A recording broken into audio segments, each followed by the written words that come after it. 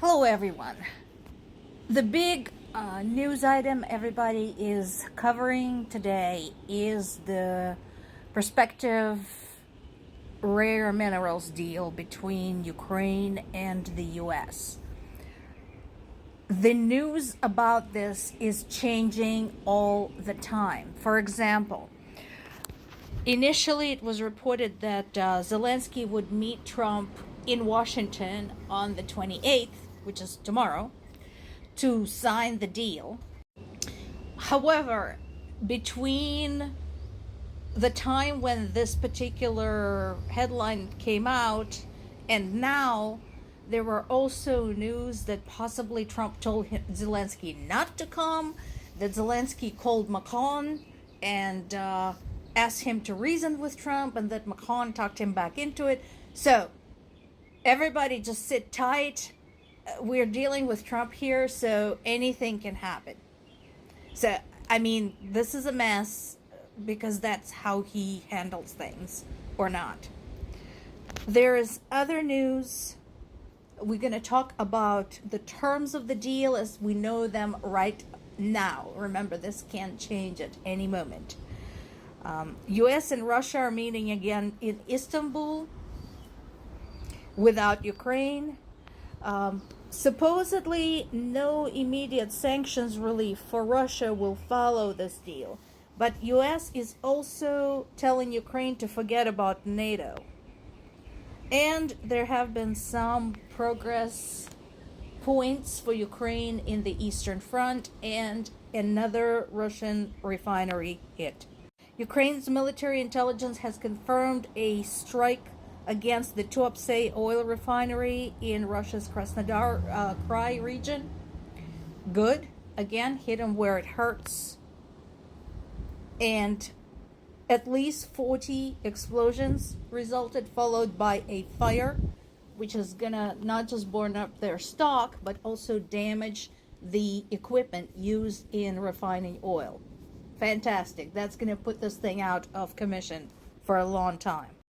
And Ukrainian forces liberated another village, Kotlina, near Pokrovsk in the Donetsk region. This is the second village in 2 weeks that Ukrainians have liberated in that area. Remember, Russians have been trying to take Pokrovsk since for freaking ever. They've been sitting there for like a year now. And Ukrainians are now pushing back. There is a story on NPR talking about whether there is indeed a deal to end the war. But again, I wouldn't go with this, even though I have high respect for NPR as a source, because, again, remember whom we are dealing with over here. We don't know. This can change literally at any moment. The Guardian also confirms the advances by Ukrainian troops.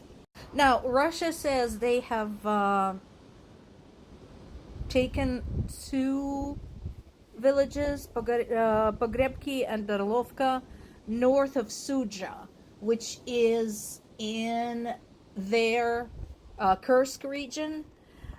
So remember, Russian troops have been in the Kursk region since August of last year. So far, we have no confirmation from any other sources that Russians have indeed made progress there. European leaders continue speaking out about the security, not just for Ukraine, but for NATO, for EU, for basically everybody who is up close and personal to the war between Russia and Ukraine. Trump continues brushing it away. This is basically what's happening. So, for those of you who really want to get into the details of the deal between Ukraine and the US regarding the rare minerals, BBC has a really good article which includes the map that shows you where those minerals are located.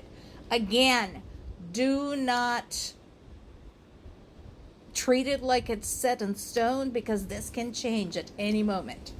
The deal includes an investment fund for Ukraine's reconstruction. Ukraine and the US are supposed to manage the fund on equal terms.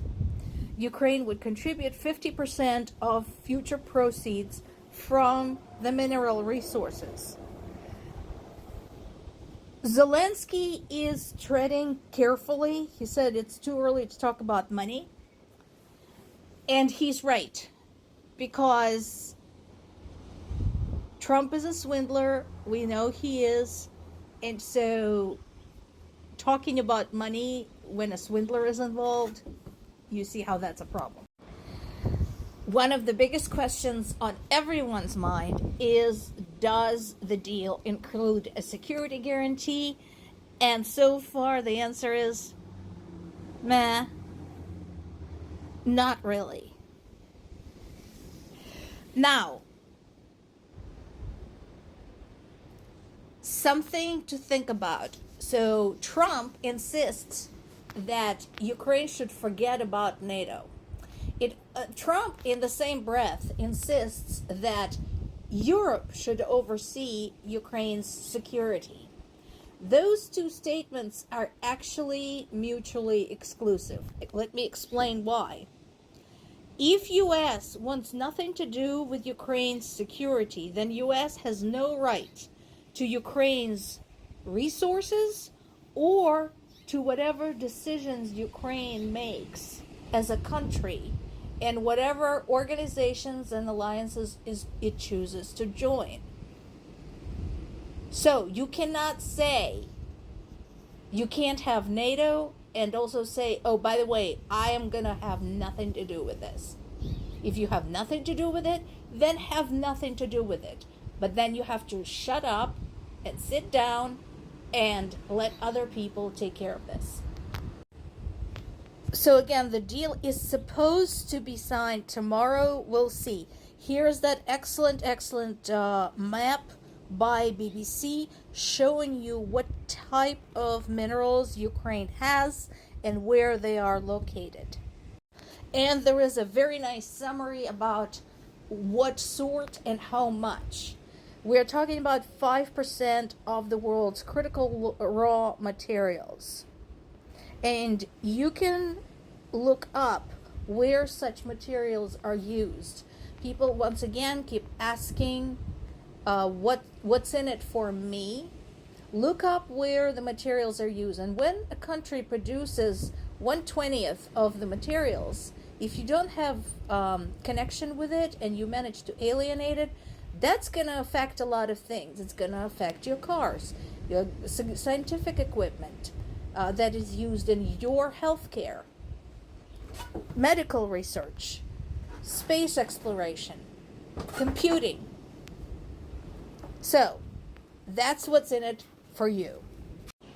Finally, returning to the question of peace.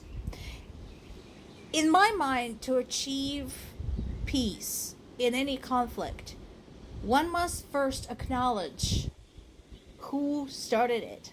And we still seem to have a problem with that. Case in point, when this particular question was asked by Senator Mark Kelly to Trump's pick for Deputy Secretary of Defense, Stephen Feinberg. This did not look encouraging.